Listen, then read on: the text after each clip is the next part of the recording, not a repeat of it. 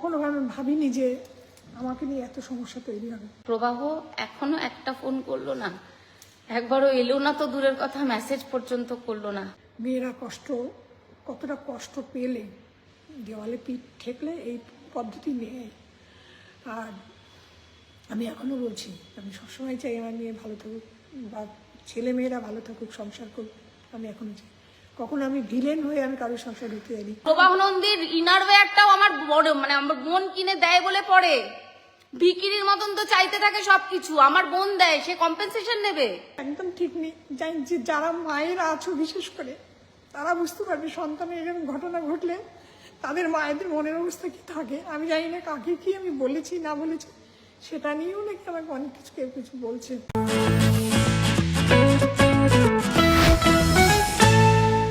আমি ওটা অনেক দিন ওকে বলেছি যে তুই লোককে জানাতে শুরু কর, তুই লোককে জানা, তুই যেভাবে টর্চার্ড হচ্ছিস, যেভাবে তোর প্রবলেম হচ্ছে, যেই সমস্যাগুলো তোকে ফেস করতে হচ্ছে আমরা রোজ দেখতে পাচ্ছি, সেই সমস্যাগুলোকে মানে বল, মানুষকে বল। তো ও বলতো না, চুপ করে থাকতো। আমি বলতাম লাইভে এসে এত ভালো মানুষই দেখাস না, যেটা সত্যি সেটাকে তুলে ধর মানুষের সামনে। লোকে ভাবছে ওরা পজিটিভ, কিন্তু যখন ইন ফিউচার আমরা জানতাম প্রথম থেকেই এই সমস্যা একদিন অ্যারাইজ করবে, কারণ এর আগেও হয়েছে। এবং আমি তখনও বলেছি, 1 তারিখেও আমি বলেছি, তুই যেভাবে দেখাচ্ছিস, যেভাবে রিপ্রেজেন্ট করছিস, ওরা হিরো হয়ে যাচ্ছে, তুই ভিলেন হয়ে যাবি। এরপরে যখন তোর সাথে কোনো সমস্যা হবে তুই ভিলেন হয়ে যাবি।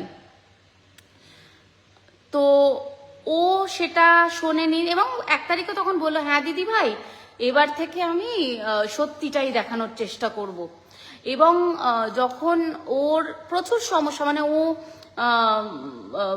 আগে যেত, চন্দননগর যেত, প্রতি সপ্তাহে যেত, যখন ছুটি পেত যেত, প্রবাহর সাথে যেত, তখন ওখানে গিয়ে ওকে অনেক কিছু ফেস করতে হতো। এবং একটা সময় এরকম হয়েছিল, ওকে বাড়ি থেকে বের করে দেওয়া হয়েছিল, শ্বশুরমশাই বের করে দিয়েছিল। তো সেই সময়ও যখন ওকে নিয়ে এসেছি, তখনও মানে মা তো মানে সারাক্ষণ কেঁদেই চলেছে, কিছু বলতে বললেই মা কাঁদে, যার জন্য মা কাউকে ফেস করছে না। তোমাকে নিয়ে সমস্যা বলো। আমি জামাই চাইনি, আমি ছেলে চেয়েছিলাম। প্রথম যখন আমার ফ্যামিলিতেও আসে জামাই হয়ে, আমি বলেছিলাম তুমি আমার বড় ছেলে হয়ে এসো। আজকে থেকে জানবো আমার 4টে ছেলে মেয়ে, তোমরা 2 ভাই। আমার 5 ছেলে মেয়ে, তোমরা 2 ভাই, আর আমার 3 ছেলে মেয়ে। এই কথা বলেছিলাম, ভেবে আশাও করেছিলাম। প্রথম দিকে ঠিকই ছিল, আমি জানি না এত বড় ঝড় কীভাবে উঠলো আমি আশা করিনি। আমি সবসময় আমরা দুটো ফ্যামিলি কোথাও গেলে খুব মজা করতাম, যেতাম, বন্ধুর মতো মিশতাম, আমার ভালোই লাগতো। আসলে কাজের মাঝে থেকে থেকে না কোনো সময় কোনো কিছু এনজয় করতে পারিনি, খালি কাজেই থাকতাম। যখন আমরা দুটো ফ্যামিলি এক হয়েছি, একসঙ্গে সব জায়গায় যেতাম, খুব ভালো লাগতো আমার, খুব ভালো লাগতো। আমাদের বাড়িতে যেতাম, প্রচুর আনন্দ করতাম। কিন্তু সেই আনন্দের মধ্যে যে এত নিরানন্দ, আমাকে নিয়ে সবার মধ্যে এত কষ্ট, আমি জানতাম না যে আমার জন্য আমার মেয়ে এত কষ্ট পাবে। শেষমেশ উঠেই এলো যে মাকে ছাড়তে হবে, মাকে ছাড়তে হবে, এই কথা শুনেছি। কিন্তু আমি কখনো ভাবিনি যে আমাকে নিয়ে এত সমস্যা তৈরি হবে। আমি কখনোই চাইনি আমার মেয়ের সংসার ভাঙুক। আমি কোনো মা, আমি তো মনে করি কোনো সুস্থ মায়েরা কখনোই মেয়েদের সংসার, মেয়েরা তো ঘরে রেখে দেওয়ার কোনো বস্তু বা জিনিস না। তাদের সংসার করতে দিতেই হবে, পাঠাতেই হবে। চিরকাল তো আমরা মা বাবারা বেঁচে থাকবো না। আর আমার গতকাল আমার এখনও অবধি আমার মন মেজাজে একদম ঠিক নেই। জানি যে যারা মায়েরা আছো বিশেষ করে তারা বুঝতে পারবে সন্তানের এরকম ঘটনা ঘটলে তাদের মায়েদের মনের অবস্থা কি থাকে। আমি জানি না কাকে কি আমি বলেছি না বলেছি, সেটা নিয়েও নাকি আমাকে অনেক কিছু কেউ কিছু বলছে। আমি আর কিছু বলতে চাইছি না। আমার খাওয়া নেই, ঘুম নেই। কেন কোনো মায়েদেরই খাওয়া ঘুম থাকে না? আমাদের ভাগ্য অনেক ভালো, আমরা দেখতে পেয়েছিলাম, তাই ওই মেয়েটি দেখতে পেয়েছিল গাড়ির ভিতরে, আমাদের বাউন্সার মেয়েটি। প্রাণী বেঁচে গেছে, হয়তো বাস্তব না। আর এটা আমার মেয়ে নাটক করেনি, এটা অনেক কষ্টেই মেয়েটা কাজটা করেছে। আর তোমরা মেয়েরা বা মায়েরা জানো যে মেয়েরা কতটা কষ্ট পেলে দেওয়ালে পিঠ ঠেকলে এই পদ্ধতি নেয়। আর আমি এখনও বলছি, আমি সবসময় চাই আমার মেয়ে ভালো থাকুক বা ছেলে মেয়েরা ভালো থাকুক, সংসার করুক। আমি এখনও চাই, কখনো আমি ভিলেন হয়ে আমি কারোর সংসার ঢুকতে যাইনি। আমার মেয়ে জামাই যদি কোথায় ঘুরতে যায় আমি সেখানে যেতাম না, তো ওদের জায়গায় ওটা, আমি কাজের জায়গায় যেতাম, আমি সব জায়গায় কাজের জায়গায়। এটা বিয়ের আগেও মেয়ে বলেছিল যে আমার মা সব জায়গায় যাবে, আমরা দুটো ফ্যামিলি একসঙ্গে যাবো। কেন বিয়ের পরেও তো কাজে যেসব কাজে জায়গায় যেতাম। মানে প্রবাহ যেখানে বলতো যে আমরা যাব, আমি যাব, সেখানে তুমি যেতে না, সেটাও বলো যে আমি তো যেতাম না। আমি যেতাম না, আমি এমন কথা, আমি যে প্রভা, আমি প্রত্যেকদিন যখনই শোয়ের কথা হতো আমি প্রভাব বাড়িতে আছে বলছে, যদি বলে হ্যাঁ আছে মানে তাহলে যাক না, ও স্ট্যান্ড বাই আছে। তারপরে যদি কখনো বলতাম আছে বাড়িতে, তাহলে ওকে যেতে বল, ও নাকি বলতো মা বলেছে যেতে, নাকি এরকম নাকি বলতো, আমি জানি না সত্যি কি জানি না। কোনো কোনো জায়গায় যেত, কোনো কোনো জায়গায় যেত না। তা আমার তো কোনোদিন খারাপ লাগেনি যে ও গেছে, ও যদি যেতে পারতো তাহলে হয়তো আমাকে যেতে হতো না। আর একটা ব্যাপার, আমি সব জায়গায় আমার মেয়ে ছোটোর থেকে একা, কোনোদিনও একা কোথাও যায়নি, একা অভ্যস্ত না। আর সেই জায়গাটাই আমি, ওরা পারছে না, ও পারতো, আমার জামাই পারতো না যেতে, আমি সব জায়গাগুলো যেতাম। অনেক রকম সমস্যা হয় একটা মেয়ে, আমাদের দেশে মেয়েদের তো কোনো নিরাপত্তা নেই, সকলেই জানে। কত রাত বেরাতে বেরোতে হয়, ঢুকতে হয়, কত জায়গায় গাড়ির কত প্রবলেম হয়েছে, আমি একা নেমেছি। আমি এমনও গেছে, আমি চন্দননগর থেকে ফেরার সময় রাত 12টা বাজে, দেরি করে আসতাম ওদের ওখানে, বলছে খাওয়া দাওয়া করে যেত, আসতাম। তখন দেখি রাত 12টার সময় চাকা হঠাৎ পাংচার হয়ে গেল। প্রত্যেকটা পাম্পে গিয়ে এরকম হাত জোড় করে বলেছে আমার মেয়ে গাড়ি পাংচার হয়েছে, একটু হাওয়া দিয়ে দেবে, এরকম প্রত্যেকটা পাম্পে দাঁড়িয়ে দাঁড়িয়ে হাওয়া দিয়ে আমি তারপরে রুবি অবধি আসি, ওখানে সে গাড়ি ঠিক করি, রাত 4টের সময় আমি মেয়েকে নিয়ে বাড়িতে ফিরি। রাস্তায় ডানকুনিতে জ্যামে দাঁড়িয়েছে, 2:30, 3টে, 4টে অবধি দাঁড়িয়ে আছি, জ্যাম তো জ্যাম। ভোরবেলা মেয়েকে নিয়ে ফিরেছি। একটা মেয়ে কখনো সম্ভব হয় একটা গাড়ি নিয়ে মেয়ে গাড়ির মধ্যে বসে থাকবে, রাস্তায় দুনিয়া আর লরি থাকে। সবাই তোমরা বা আপনারা সবাই জানেন যে আমাদের দেশে মেয়েদের কোনো নিরাপত্তা নেই। আমি মেয়ের গাইড হিসেবে থাকি, মা হিসেবে থাকি আমি। তারপরে আমাকে নিয়ে আমার এত সমস্যা কেন? আর কোনোদিনও আমি জানি না যে আমাকে নিয়ে এত মন্তব্য, মা এত কষ্ট কেন ওদের হয়েছে, যে মা পেছন ছাড়ে না।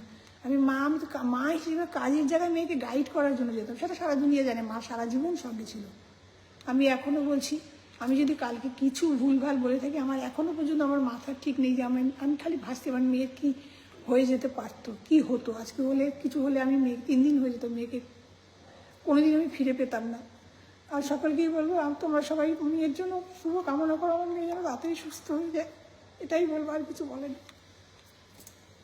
সব থেকে বড় কথা, বোন এখনো পর্যন্ত ট্রমাটাইজড, এবং ও একটা কথাই বলে যাচ্ছে, প্রবাহ এখনো একটা ফোন করলো না, একবারও এলো না তো দূরের কথা, মেসেজ পর্যন্ত করলো না। তো ওর দিকে তো তাকাতে পাচ্ছি না, ভীষণভাবে কান্নাকাটি করছে, যখনই পাচ্ছে ভীষণ উইক হয়ে যাচ্ছে, কান্নাকাটি করছে। আরো মানে বহু জিনিস আমি মানে সোশ্যাল মিডিয়াতে দেখছি যেটা চলছে ওকে নিয়ে। কালকে সায়ক এসেছিল, সায়ক একটি লাইভ করে এখানে বসে, আমরাও তখন ছিলাম, এবং ও ওখানেই বলে যে আমি প্রবাহকে মেসেজ করিনি প্রথমে, কারণ আমি জানতাম মানে প্রবাহ রিপ্লাই করবে না। কিন্তু এই কথাটাকে এমনভাবে মানে প্রমাণ করা হচ্ছে প্রবাহকে মেসেজ করেনি, তো ও কি প্লেন না উড়িয়ে ও মেসেজে রিপ্লাই করবে? ও কি কাজ করবে না মেসেজে রিপ্লাই করবে? আরে ভাই, ও বাড়িতে ছিল, ও লাস্ট 3 দিন ধরে বাড়িতে বসে খাচ্ছে, আমাদের কাছে সব প্রমাণ রয়েছে, জোম্যাটো অর্ডার করছে, খাচ্ছে, কিন্তু সে একবারের জন্য ফোন করছে না, মেসেজ করছে না। তারপরে প্রবাহকে এর আগেও যখন ও বিপদে পড়েছে পেয়েছি, এবার সমস্যা হচ্ছে প্রবাহকে এর আগেও যখন ওর প্রবলেমের জন্য বলেছে রাস্তাঘাটে যে টায়ার পাঞ্চার হয়ে গেছে, বেবি দেখো না এরকম রাস্তায় অমুক জায়গায় আমি আছি, টায়ার পাঞ্চার হয়ে গেছে, প্রবাহ ফোন ধরে একটা কথা বলেছে, বেবি আই এম স্লিপিং, দেখো কি করবে করে নাও। তাহলে তাকে সেই মানুষটা যখন কোনো প্রবলেমে পাশে দাঁড়ায় না, ও যখন বলে আমার শরীর খারাপ, আমার ডাক্তার দেখানোর দরকার, তখন ওর টাইম হয় না, সেই মানুষটা থাকে না অর্ধেক সময় ওর পাশে, তা তাকে কি মেসেজ করবে? সে বুঝতে পারছে যে আমার সময় আসন্ন, তো ডেফিনেটলি তখন তার বেস্ট ফ্রেন্ডকে, সায়ককে তার মনে পড়েছে, এবং সায়ককে সে হয়তো অন্য কারণেই মেসেজ করেছিল। হ্যাঁ, তো সেটাকেও একটা ভুল ভাবে নেওয়া হচ্ছে। আচ্ছা, অনেকে লিখছে এই সব হচ্ছে পাবলিসিটি স্টান্ট, এসব হচ্ছে কম্পেনসেশন দাবি করার জন্য, পাইলট দেখে তো বিয়ে করেছিল, তাই জন্য পয়সা নেবে, এখন তাই পাবলিসিটি স্টান্ট চলছে। ভাই প্রবাহ নন্দীর ইনারওয়্যারটাও আমার বোন কিনে দেয় পয়সা দিয়ে। হ্যাঁ, তোর ইনারওয়্যারটাও যেটা পরে না, বেবি আমার লাগবে, আমার বোন কিনে এনে দেয়, তবে সে পরে। ওর বাড়ির যাবতীয় খরচা না আমার বোন চালায়। ও যা স্যালারি পায় তার থেকে ডবল খরচা ওর পেছনে আমার বোন করে প্রতি মাসে। তো প্রবাহ নন্দীর পয়সার আমার বোনের দরকার নেই। কোনো কম্পেনসেশনের জন্য, কোনো পাবলিসিটি স্টান্টের জন্য, কোনো কিছু পার্সোনালের জন্য আমার বোন লাইভ করছে না, বা আমার বোন কিছু বলছে না।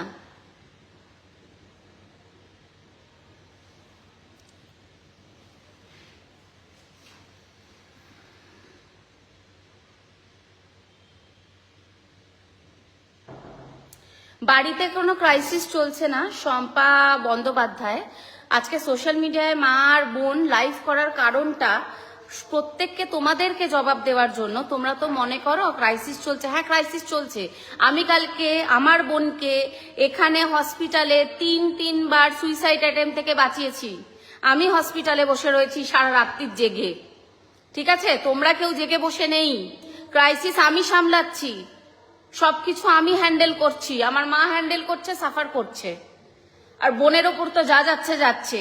এগুলোকে যদি লেকচার মনে হয়, এগুলোর জন্য যদি মনে হয় আমরা পাবলিসিটি স্টান্ট করছি, হ্যাঁ, তো তাহলে তোমাদের মানে কিছু বলার নেই। তোমাদের মেয়ে হওয়ার তোমরা যোগ্য নয়। একটা মেয়ের পাশে যারা দুঃসময় দাঁড়াতে পারে না, আর যারা এরকম বড় বড় কথা বলে, পাবলিসিটি স্টান্ট, যারা বলছেন কম্পেনসেশন, প্রবাহ নন্দীর ইনারওয়্যারটাও আমার বড় মানে আমার বোন কিনে দেয় বলে পরে ভিকিরির মতন তো চাইতে থাকে সবকিছু। আমার বোন দেয়, সে কম্পেনসেশন নেবে। ওর কম্পেনসেশনের প্রয়োজন নেই, দেবলীনা নন্দীর কম্পেনসেশনের দরকার পড়ে না। ও যে বেঁচে ফিরে এসেছে এটাই আমাদের কাছে অনেক। যারা বলেন আমরা জানি। এরপরেও আমি আমার বোনকে আজকে সকালেও জিজ্ঞাসা করেছি, বলেছি, এবং ও এখনো বলেছে আমি প্রবাহকে খুব ভালোবাসি। ও যদি এখনো আসে, ও যদি এখনো বলে ভুল হয়ে গেছে, কেমন আছো, আমি তোমায় খুব ভালোবাসি, ও চলে যাবে। আমরাও জানি ও চলে যাবে, যার জন্য আমরা ওর এগেনস্টে কোনো রকম কোনো স্টেপও নিইনি, কিচ্ছু করিনি। যারা বলছেন তাদের ঘরে যদি এই ঘটনাটা ঘটতো, তারা এরকম লেকচার বেরোতো তাদের মুখ দিয়ে। আজকে যারা এই কথাগুলো তোমরা বলছো, তারা আগে সাইডটা দেখে নাও। দুদিক দেখবে, দুদিক দেখো, আমাদের কোনো যায় আসে না। আমরা ওরকম ডাবল ফেসেস হয়ে থাকি না। আমরা যেটা সামনে সেটা বলি। আমাকে যারা পার্সোনালি চেনো তারা প্রত্যেকে জানো। আমার পার্সোনাল বন্ধু বান্ধবরা সবাই জানতো যে আমার বোনের সাথে কি হচ্ছে। তাও আমরা তারা অনেকদিন বলেছে এটা প্রোটেস্ট করো, এটা বলছো না কেন। এবং আমার বোন বহু দিন ধরে মানে আমি ওকে বুঝিয়েছি, বিয়ের আগে থেকে ওকে বোঝানো হচ্ছে এই ফ্যামিলিটা ঠিক নয়, ভালো নয়, করিস না, ভেবে নে, দেখে নে বাবা, এটা কিন্তু ঠিক হচ্ছে না। আমি ওকে অনেক দিন বলেছি, ইভেন 1 জানুয়ারিতেও বলেছি, বাবা এবার একটু বুঝে চল, এবার একটু বুঝে কর। এর আগেও অনেকবার অনেক কিছু ঘটেছে, যেগুলো সবকিছু হয়তো সোশ্যাল মিডিয়াতে বলা সম্ভব নয়, বা সবাইকে বলা সম্ভব নয়। কিছু নিজেদের পার্সোনাল জিনিস থাকে, আমরা চেপে থাকি। সব থেকে বড় কথা, আমরা একটা মিডল ক্লাস ফ্যামিলি, আমাদের মেন্টালিটি মিডল ক্লাস। আমরা মিডল ক্লাস ফ্যামিলির মানে মেয়ে, মা, আমি সবাই আমরা চাই যে ও সংসার করুক, এবং আমরা এখনো চাইছি যাতে সবকিছু ঠিক হয়ে যায়। বাট সেটা নিয়ে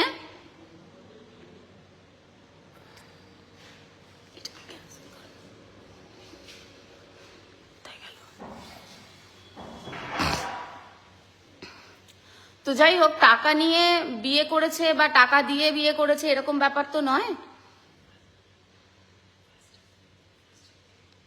টাকাই কি সব? দুটো ফ্যামিলি, টাকা সম্মান না হলে এটাই হয়, সমান না হলে এটাই হয়। আচ্ছা, প্রবলেমটা হচ্ছে দুটো ফ্যামিলি টাকা সমান না হলে এটাই হয়। যিনি কমেন্ট করেছেন, আমি জানি না আপনি কি বেসিসে কমেন্টটা করেছেন। আমার বোন কিন্তু কোনোদিন ওদেরকে কোনো ঘ্যাম দেখায় না। ওদের যেটা আছে, ওদের 1% থাকলে ওরা 100%-এর ঘ্যাম দেখায়। হ্যাঁ, এবং আমি এতদিন ধরে দেখছি প্রবাহ নন্দী এবং তার ফ্যামিলিকে, তার মা বাবা, তারা প্রত্যেকে, আচ্ছা সৌগত ঘোষ, আচ্ছা, সব বানিয়ে বানিয়ে মিথ্যে কথা বলছে। আচ্ছা, বানিয়ে বানিয়ে মিথ্যে কথা বলছি। দাদা, আপনি কি ওখানে উপস্থিত ছিলেন? আপনি কি একটা বছর ধরে দেখেছেন যে প্রবাহ নন্দী কি কি করেছে? তাহলে আপনি আমাকে প্রুফ দিয়ে দেখান। আমার কাছে কিন্তু রেকর্ডিং ভিডিও আছে যে প্রবাহ নন্দী এবং তার মা বাবা কিভাবে আমার বোনকে হিউমিলিয়েট করেছে, বাড়ি থেকে বের করে দিয়েছে 6 মাস আগে। আমি গিয়ে তাকে নিয়ে এসেছি এবং তখনও ওকে বার করে বলেছিলাম ফিরে যাস না, ফিরে যাস না, ফিরে যাস না, এরপরে গেলে তুই মরে যাবি। কিন্তু ও শোনেনি। ভালোবাসা, খুব ভালোবাসি, এখনো বলে যাচ্ছে খুব ভালোবাসি, তখনও তাই। প্রবাহ একটা ফোন করে দু মাস কোনো ফোন করেনি, কন্ট্যাক্ট করেনি। আমার বোন পাগলের মতন ওকে মেসেজ করতো, কি করছো, কোথায় আছো, খেয়েছো কিনা, এটা ওটা সেটা। তারপরে বিয়ের সময়, তার মানে পুজোর সময় তাকে ওর বন্ধুরা বেরোচ্ছিল বলে আমার বোনকে ডেকেছে এবং আমার বোন যথারীতি মানে কি বলবো, মানে আমার বোন যথারীতি কুকুরের মতন দৌড়ে গেছে। আমি বলেছিলাম তুই কি কুকুর যে তোকে 2 মাস পরে মানে বললো যে পুজোতে এসো বন্ধুদের সাথে ঘুরতে যাবো, তুই চলে গেলি। ও একটা কথাই বললো, দিদি ভাই আমার প্রথম বছর, বিয়ের পর প্রথম বছর পুজো বরের সাথে কাটাবো না। ও গেছে, আমরা সেটাও মেনে নিয়েছি। ও ভালো থাক, আমাদের একটাই মোটিভ, ও ভালো থাক। কিন্তু সেটা আলটিমেটলি কিছু হলো না। আজকে আমার বোনটার যদি সেদিনকে কিছু ঘটনা ঘটে যেত, সায়কের যদি খবর দিতে কিছু দেরি হয়ে যেত, মধুমিতা যদি টাইম মতন স্টেপ না নিত, নার্সিং হোমটা যদি সময় মতন পাওয়া না যেত, তাহলে হয়তো আমার বোনের সত্যি ছবি ঝুলতো কোথাও একটা দেয়ালে। আমাদের বাড়িতে ক্রাইসিস চলছে ক্রাইসিস। আমি আমার সংসার সবকিছু ছেড়ে দিয়ে আমি হসপিটালে বসে রয়েছি, না খেয়ে না দে। আমি কালকের থেকে বাড়ি যাইনি। আমার মা বাড়ি যায়নি, মা খাওয়া দাওয়া করেনি। আমাদের কোনো ঘুম নেই বোনকে বাঁচানোর জন্য। বোন যখন তখন ট্রমাটাইজড হয়ে যাচ্ছে, যখন তখন এইসব কমেন্ট দেখছে আপনাদের এইসব প্রভোকিং যত সমস্ত আপনাদের মানে ভুলভাল কথাবার্তা দেখছে। তো এই সমস্তগুলো দেখে আমার বোন আরো ট্রমাটাইজড হয়ে যাচ্ছে। আমি বারবার বলছি ফোন নিস না হাতে, এই কারণে তোকে ফোন দেওয়া হচ্ছিল না।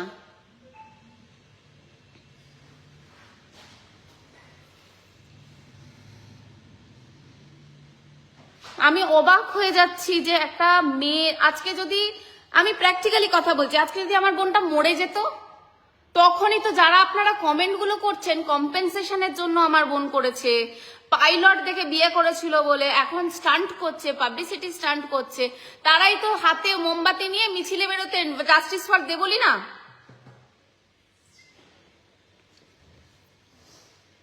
আর আজকে আপনারা বলছেন আমার বোন পাবলিসিটি স্টান্ট করছে। একটা ছেলের ফ্যামিলি মিথ্যে কথা বলে, চিটিংবাজি করে, টাকা নিয়ে 3বার রেজিস্ট্রির জন্য বড় করে ঘটা করে লোক খাইয়ে রেজিস্ট্রি করিয়ে আশীর্বাদ দেখিয়ে রেজিস্ট্রি, সে আজ পর্যন্ত বিয়ের 1 বছর হয়ে গেছে, আজ পর্যন্ত সেই রেজিস্ট্রির পেপার পাওয়া গেল না। আমি যখন 6 মাস আগে যখন ওদের বাড়িতে আমার বোনের কাজ থেকে ফিরতে কেন দেরি হচ্ছে, তার ছেলের সঙ্গ পাচ্ছে না, সেই কারণে তার বাবা ডেকে পাঠিয়েছিল, যখন তখন গেছিলাম, তখন আমি যখন বললাম রেজিস্ট্রি পেপারটা কি হলো, রেজিস্ট্রি সার্টিফিকেটটা কি হলো, তখন পরিষ্কার আমাকে জানানো হলো ফিঙ্গারপ্রিন্টের প্রবলেম। ওর নাকি একটা মানুষের কাজে যাচ্ছে বায়োমেট্রিক দিয়ে, রেগুলার ফিঙ্গারপ্রিন্ট মিলছে, হ্যাঁ, আর এইখানে যাচ্ছে যখন তখন মানে রেজিস্ট্রি করতে যাচ্ছে ফিঙ্গারপ্রিন্ট মিলছে না। আমি বললাম এটা আবার কিরকম ধরনের ফিঙ্গারপ্রিন্ট মেলেনি, মানে এটা আবার কখনো হয় নাকি একই মানুষের ফিঙ্গারপ্রিন্ট মিলছে না। তারপরে ওর বাবা বলল আমি তো চাই না রেজিস্ট্রিটা করাতে। ওদের এটা ধ্যান ধারণা, এই যে যারা আপনারা লিখছেন না কম্পেনসেশন দাবি করবে আমার বোন, ওর বাবা মা প্ল্যানটা আগে থেকেই করে রেখেছে যে যদি রেজিস্ট্রিটা হয়ে যায়, দেবলীনা যদি কম্পেনসেশন চায়, যদি ওদের সম্পত্তি চলে যায়, সেই কারণেই রেজিস্ট্রিটা তার মানে দেয়নি।